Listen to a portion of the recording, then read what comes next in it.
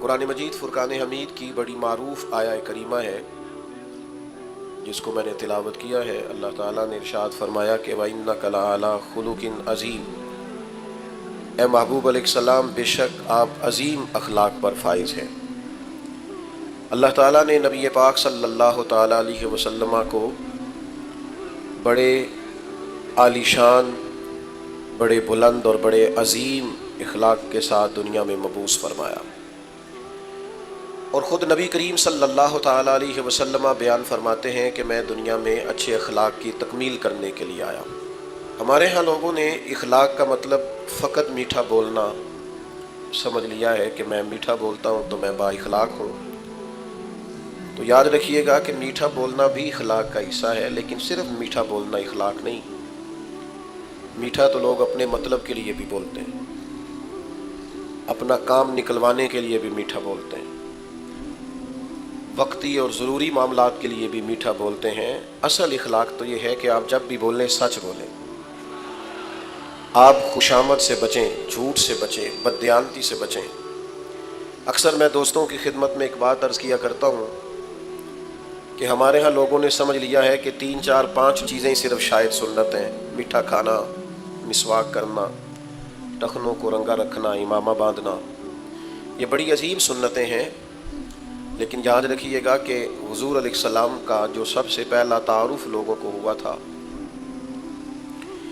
اور جس سے سب سے پہلے لوگوں نے حضور علیہ السلام کو جاننا شروع کیا تھا، وہ یہ تھا کہ یہ محبوب صادق ہیں اور امین ہیں، سچ بولتے ہیں اور دیانتدار ہیں۔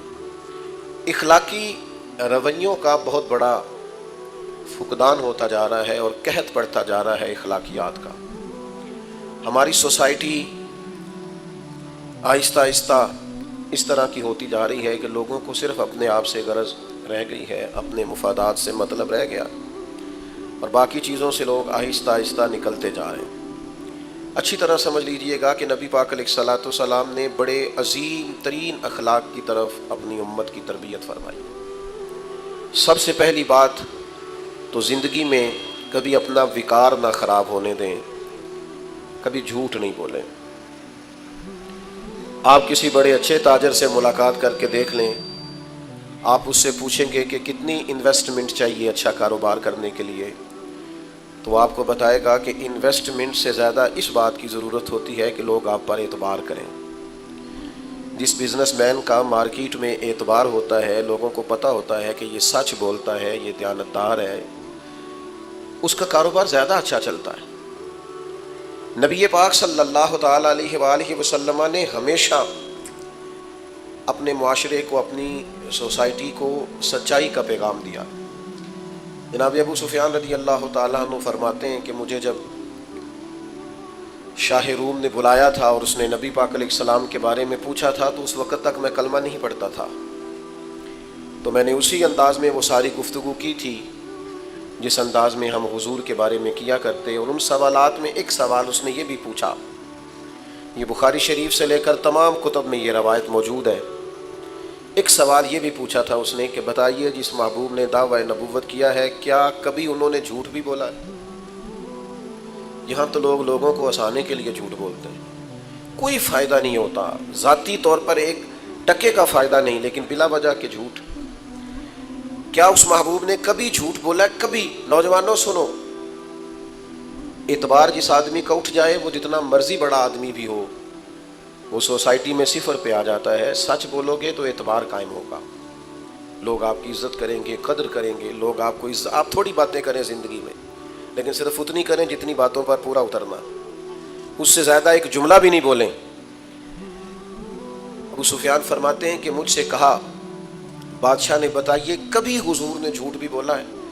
تو کہتے ہیں تھوڑی دیر کے لیے میں خاموش ہوا، اور پھر زبان حال سے گویا کہا کہ وہ رشتے میں میرے بھتیجے ہیں، مخالفت میری بڑی ہے، جنگوں میں میں ان کے مقابل سپہ سالار بن کے آتا ہوں، میں نے انہیں سیدہ آمنہ کی گود میں بھی دیکھا ہے، دادا کے کندھوں پر بھی دیکھا ہے، چچا کے گھر میں بھی دیکھا ہے، جناب ختیجہ کا دولہا بنے بھی دیکھا ہے، اور ان کی گود میں بیٹیوں کو کھیلتے بھی دیکھا ہے، اور ان کے مقدس بال میرے سامنے سفید ہوئے۔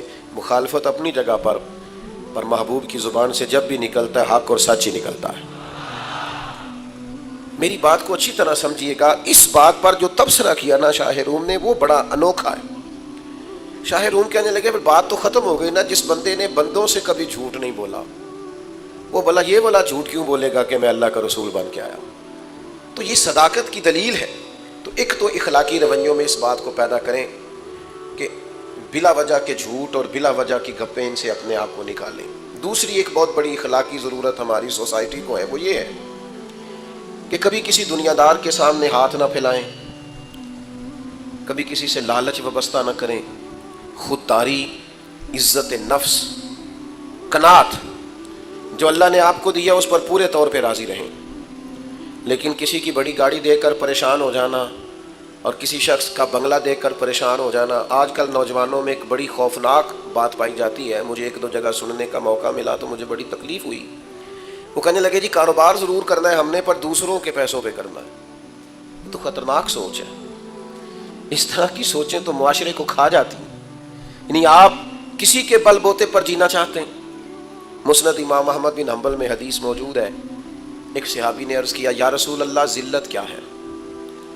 نبی کریم نے فرمایا لالچ نہ کرنا، ذلیل ہو جائے گا۔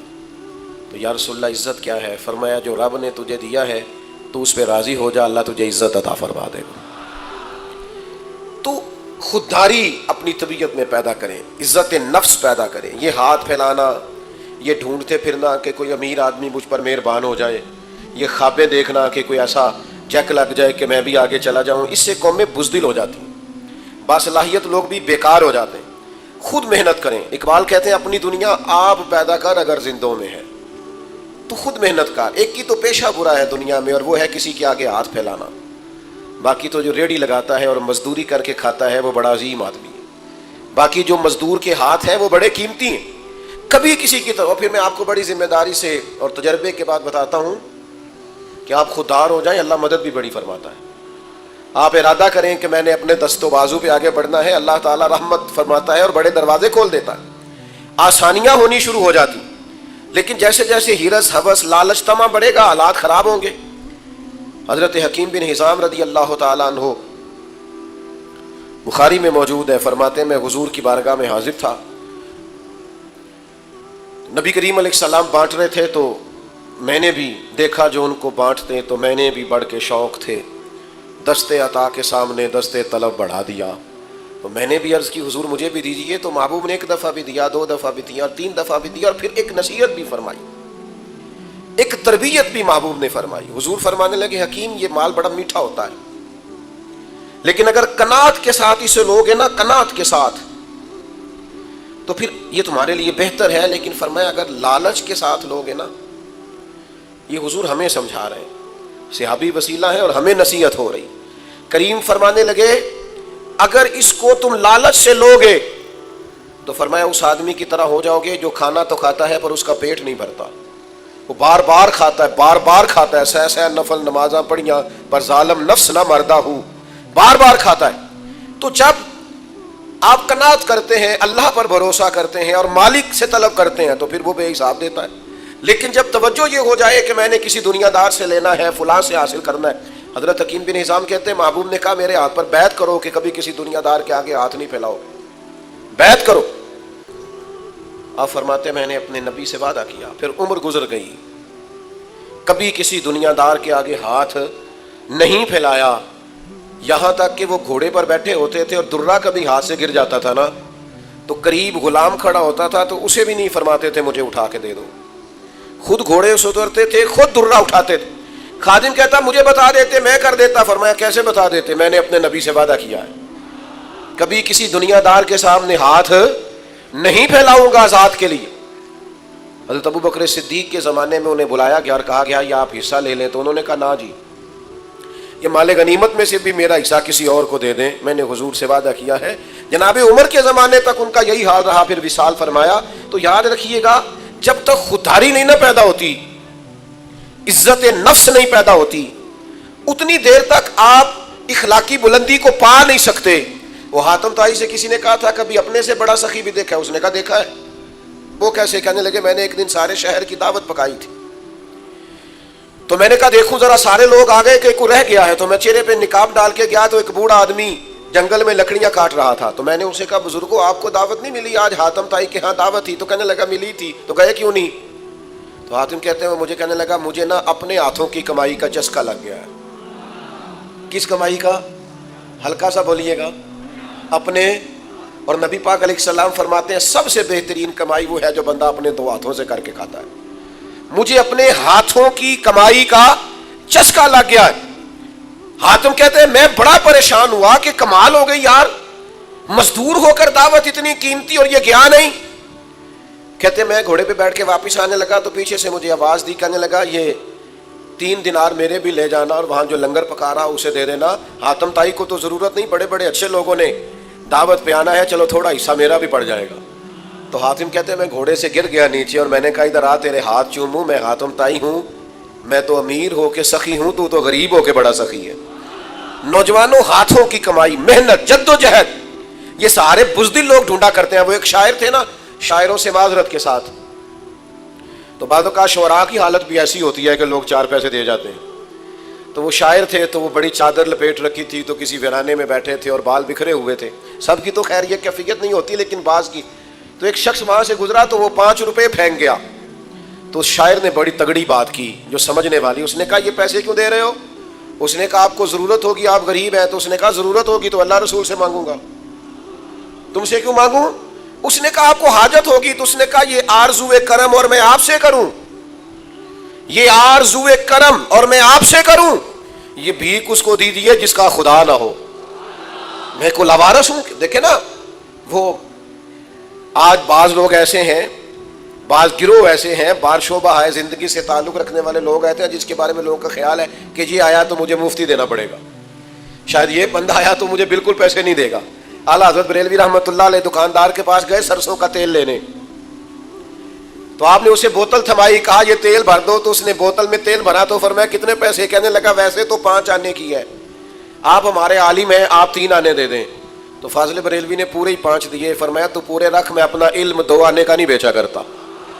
کرو مدح اہل دول رضا, پڑے اس بلا میں میری بلا, میں گدا ہوں اپنے کریم کا, میرا دین پارائے نہ نہیں. میرے عزیز خودداری, وقار, عزت نفس یہ چھوڑ دیں. ہر وقت اپنے آپ کو مسکین ظاہر کرنا یہ چھوڑ دیں. ہر وقت وہ ایک جگہ پہ بٹ رہا تھا کچھ سامان راشن کا, تو میں وہاں سے گاڑی میں گزرا تو میں نے ان لوگوں کو دیکھا کہ وہ لڑ رہے تھے. تو میں نے ایک کو سائڈ پہ کر کے پوچھا کہ ویسے آپ یہ راشن کتنے دن کھا لیں گے, آپ کا کیا خیال ہے, ویسے کتنے کو دن, 15 دن, 18 دن, چلے زور لگا لیں 1 مہینہ. تو جب ساری زندگی محنت سے کما کے کھانا ہے تو یہ رسوائی آپ نے کیوں کٹھی کر لی؟ یہ آپ کو عزت سے دیتے, نوازتے, وہ بات الگ تھی. یہ کیا رنگ آپ نے اختیار کر لی؟ نوجوانوں جینا سیکھو یار, محنت کرنی سیکھو, مشقت کرنا سیکھو. میرے نبی پاک علیہ السلام نے اپنی امت کو محنت کا رستہ دکھایا ہے, مشقت کی راہ دکھائی ہے. یہ سنو, یہ سیاستہ میں حدیث ہے. ایک نوجوان نے آ کے عرض کیا تھا یا رسول اللہ کچھ دیجئے. تو نبی کریم نے فرمایا تیرے پاس کچھ نہیں؟ اس نے کہا یا رسول اللہ میرے گھر میں 1 کمبل اور 1 پیالہ ہے. اتنی بڑی تعداد میں آپ لوگ یہاں موجود ہیں, میں اگر پوچھوں نا آپ سے کہ کوئی اتنا غریب ہے جس کے گھر میں 1 ہی کمبل اور 1 ہی پیالہ ہو, تو نہیں ملے گا اس مجمع میں. صرف 1 پیالہ اور 1 کمبل, یہ دیکھیں یہ اس کی راس ہے, انویسٹمنٹ ہے. حضور نے فرمایا لے کے آ, وہ لے کے آئے. اللہ کے رسول صلی اللہ تعالیٰ علیہ وسلم نے بولی لگا دی, کون خریدے گا؟ ایک صحابی نے کہا 1 دینار میں خریدوں گا, ایک نے کہا 2 دینار میں. حضور نے 2 دینار میں بیچ دیا. فرمایا جا 1 دینار کا کھانا لے جا گھر اور 1 دینار کا کلاڑا خرید کے لا. وہ کلاڑا خرید کے لایا تو تھا بڑا نصیبوں والا. فرماتے نصیب دیکھو اس کلاڑے کے اندر دستہ نبی پاک نے اپنے دستے مبارک سے لگایا.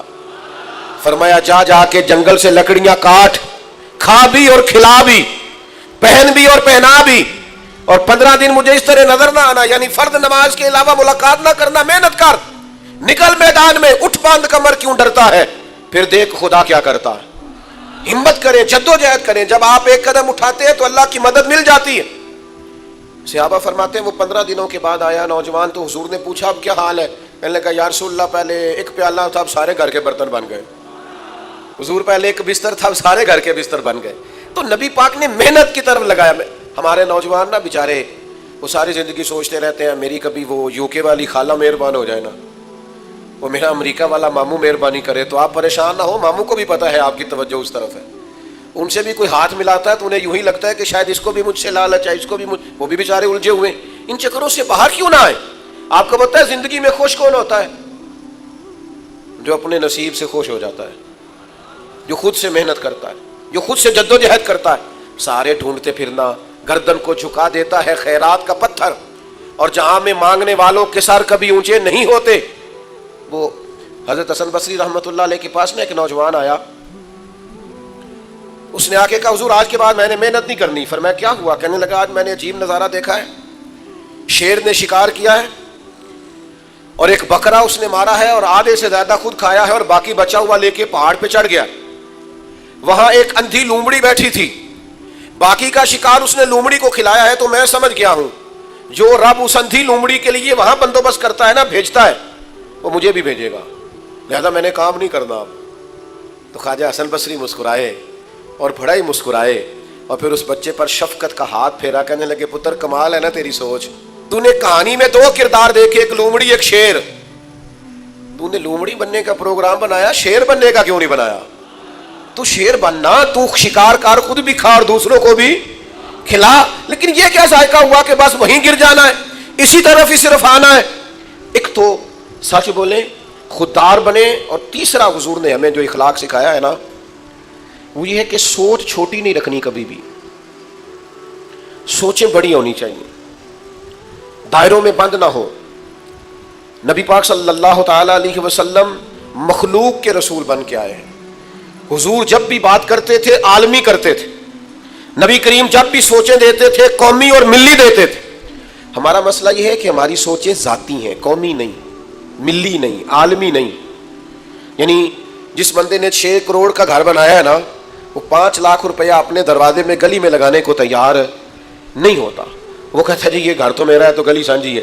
وہ خدا کے بندے ملی سوچیں پیدا کریں، ملی، قومی۔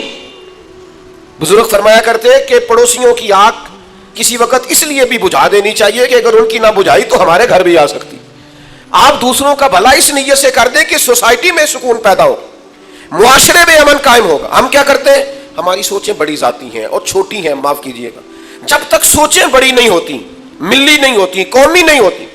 حضور جب بھی بات کرتے تھے مضبوط بات کرتے تھے، جب بھی بات کرتے بڑی بات کرتے۔ حضور صحابہ کو جب سوچیں دیتے تو بڑی دیتے، امت کو جب پیغام دیتے تو بڑی دیتے۔ حضور دنیا میں پھیلنے کی بات کرتے۔ نبی پاک صلی اللہ تعالی علیہ وسلم ایک سفر سے واپس آئے تو آثار سفر تھے حضور کے وجود نور پر۔ ہم لوگ سفر کرتے رہتے ہیں، میرے جیسے لوگ جو صبح کسی شہر میں ہوتے ہیں، دوپہر کسی شہر میں ہوتے ہیں۔ جس محبت سے آپ لوگ آئے ہیں نا، تو میں جنوبی پنجاب کی طرف نکلا ہوا تھا ایک دفعہ، تو مجھ سے ایک دوست نے پوچھا کہ یہ ضلع آپ کا ہے؟ میں نے کہا نہیں۔ کہنے لگے کون سا؟ میں نے کہا اب تو یوں لگتا ہے ہر ضلع ہی اپنا ضلع ہے۔ عدم سے لائی ہے ہستی میں آرزو رسول، اور کہاں کہاں لیے پھرتی ہے جستجو رسول۔ تو لگتا ہے ہر ضلع ہی اپنا ہے۔ اس طرح محبت سے والہانہ انداز میں محبوب کے غلام نوازتے ہیں۔ اللہ تعالیٰ ہمارے حال پہ رحم کرے اور ہماری خطاؤں کو معاف کریں۔ جو عرض کرنا چاہتا ہوں اس پر غور فرمائیے گا، سمجھیے گا اس بات کو کہ سفر کرتا ہے نا بندہ، تو سفر کی ایک اپنی تھکان ہوتی، اس کی ایک اپنی، آپ 1 گھنٹے کا سفر کر کے گھر لوٹ آئے تو تھوڑی دیر آرام کرنے کو جی چاہتا ہے۔ سفر ہوتا ہے۔ تو محبوب کئی دنوں کے سفر سے واپس آئے تو آثار سفر تھے میرے کریم محبوب کی طبیعت پر۔ سیدہ طیبہ طاہرہ مخدومہ کائنات حضرت سیدہ پاک رضی اللہ تعالیٰ عنہ، حضور جب کہیں جاتے تھے تو سب سے آخر میں سیدہ فاطمہ کے ہاں تشریف لے جاتے، واپس آتے تو سب سے پہلے سیدہ کے ہاں تشریف لے کے آتے۔ تو حضور سب سے پہلے چونکہ ان کے کاشانہ نور میں گئے تو نبی کریم صلی اللہ تعالیٰ علیہ وآلہ وسلم پہنچے تو وہ سفر کے آثار اور بظاہر تھکاوٹ دیکھ کے نا، تو حضرت فاطمہ رضی اللہ تعالیٰ عنہ تھوڑی سی پریشان ہوئی اور رونے لگی اور عرض گزار ہوئی، یا رسول اللہ صلی اللہ علیہ وسلم آپ کتنی مشقت اٹھاتے ہیں دین کے لیے، کتنی جد و جہد کرتے ہیں۔ اچھا ہمارے بچے ہمارا کو دکھ بیان کریں نا، ہمارے بچے تو ہم کہتے ہیں پتر تینوں تو ایک گل دا پتہ ہے، میرے کو تیدو وڈیاں وڈیاں داستاناں نے، میں تو بڑا دکھی ہوں۔ وہ میں اکثر کہا کرتا ہوں اپنے گھر والوں سے کہ میں گھر میں آتا ہوں تو میں یہ نہیں چاہتا میں تھکا ماندہ آؤں اور برے حال سے آؤں اور میرے بچے کہیں کہ ہم نے وہ کام نہیں کرنا جو ہمارا ابا کرتا ہے، یہ بڑی مشکل میں ہے۔ ہم خوش گھر میں جائیں تاکہ ہمارے بچے کہیں کمال ہے، ہمیں بھی یہی فیلڈ اختیار کرنی چاہیے۔ ہم کچھ ایسے رویے بناتے ہیں جن سے آنے والی نسل پھر پوری طور پر استفادہ نہیں کر پاتی۔ نبی کریم صلی اللہ تعالی علیہ وسلم کا انداز دیکھیے جب سیدہ پاک رضی اللہ تعالیٰ عنہ نے عرض کیا نا یا رسول اللہ آپ کتنی مشقت اٹھاتے ہیں، پتہ ہے حضور نے کیا فرمایا؟ نوجوانوں غور کرنا، کریم فرمانے لگے فاطمہ آپ کے والد کو اللہ نے بڑے مقاصد کے لیے دنیا میں مبعوث فرمایا، ہم بڑے مقاصد لے کے دنیا میں آئے ہیں، بڑے۔ فرمایا کوئی گھر کچا بچے گا نہ پکا بچے گا، نہ کوئی جھونپڑی بچے گی جہاں اللہ ہمارے دین کے پیغام کو پہنچا نہیں دے گا، ہم بڑے مقاصد کے ساتھ دنیا میں آئے اور بڑے کام کر کے جانا ہے۔ حضرت عمر ایک دفعہ حضور کو دیکھ کر کے موٹے باندھ کی چارپائی پہ آرام فرما ہے اور پشت مبارک پر باندھ کے نشان ہے، تو جناب عمر رو پڑے۔ تو اس وقت بھی حضور نے ایک سوچ دی، فرمایا عمر تو پسند نہیں کرتے کہ کیسر و کسرا دنیا میں تھوڑی آسانی اٹھائیں اور آخرت میں رسوا ہو جائیں، اور دنیا میں تھوڑی مشقت کریں اور آخرت کی ساری عزت اللہ ہمیں ہی عطا فرما دے۔ سوچوں کو بڑا کرنا پڑے گا، وسیع کرنا پڑے گا۔ آج کل تو ایسی ہوا چلی ہے کہ ہر شخص سوچتا ہے تمام شہر جلے بس ایک میرا گھر نہ جلے، یہ سوچ ٹھیک نہیں ہے۔ آپ ملی اور قومی سوچیں پیدا کریں۔ ایک بہت بڑا اخلاق یہ ہے ہمارا کہ تھوڑا سا نا دوسروں کے بارے میں بھی سوچنا شروع کریں۔ دیکھو وہ وجود کسی کام کا نہیں ہوتا جو نفع بخش نہ ہو، وہ علم کسی کام کا نہیں ہوتا جو نفع بخش نہ ہو۔ جب تک آپ دوسروں کا فائدہ نہیں سوچتے، یعنی حضور علیہ السلام کے جملوں کا حسن دیکھیے، فرمایا میرا مومن ہی وہ ہے جو اپنے لیے پسند کرے وہی اپنے بھائی کے لیے بھی پسند کرے۔ آپ کی سوچوں میں آپ اس حدیث پر عمل کریں، پورے ملک میں کبھی کوئی ملاوٹ نہیں کرے گا، کبھی کوئی دھوکہ نہیں دے گا، کبھی کوئی فراڈ نہیں کرے گا۔ ہمارے اسا فرمایا کرتے مدرسہ اس طرح کا بنانا کہ تمہارا اپنا بچہ بھی اس میں پڑھ سکے، کھانا اس طرح کا پکانا وہاں کہ تمہارا اپنا بچہ بھی اس طرح سے کھا سکے، ماحول ایسا بنانا کہ جو کم از کم تم خود سمجھو کہ یہاں ہماری اپنی اولادیں بھی یہاں وقت گزار سکتی ہیں۔ میرے عزیزو کوشش کریں تھوڑا تھوڑا دوسروں کا فائدہ کرنے کی، اور اس طرح فائدہ کرنے کی کہ پھر کسی کو پتہ نہ ہو ہمارا فائدہ کون کر رہا ہے، پھر نفع نہ ہو، یعنی نیکیوں کا رشتہ رب رسول کے ساتھ ہو، چھپی ہوئی نیکیاں ہوں، کسی کو خبر نہ ہو۔ جب آپ اس طرح سے نیکی کا مزاج اور رواج پیدا کریں گے تو آپ محسوس کریں گے کہ برکت ہونے لگی ہے۔ 4 باتیں آپ کی خدمت میں عرض کی ہیں، جھوٹ اپنی زندگی سے مکمل نکالتے ہیں، اور آج سے کوشش کریں یہ نکل جاتا ہے۔ آپ اپنی زبان کو ذرا محتاط کریں، تھوڑی باتیں کرنی شروع کریں، آپ خود وزادار ہو جائیں گے بہت زیادہ۔ دوسرا، لوگوں سے لالچ چھوڑ دیں، کچھ بھی نہیں دیتے دنیا دار، نقصان ہی ہوتا ہے، طبیعت میں بے چینی اور بے قراری پیدا ہوتی ہے۔ تیسری گزارش آپ کی خدمت میں یہ کی ہے، سوچوں کو بڑا کریں، یہ حضور نے ہمیں سکھایا ہے۔ وسیع الظرف بنیں، دل کو کشادہ کریں۔ سلطان صاحب کہتے ہیں دل دریا سمندروں ڈونگے کون دلاں دیاں جانے، اور ایک جگہ یوں بھی کہتے ہیں کہ 14 طبق کی دلے دے اندر اسی تمبو وانگو تانے۔ چوتھی اور آخری گزارش آپ کی خدمت میں نے یہ عرض کی ہے کہ کوشش کریں کہ دوسروں کا ہم سے کوئی نہ کوئی فائدہ ہو جائے۔ یہ 4 باتیں حضور کے اخلاق سے اپنے پلو سے باندھیے گا۔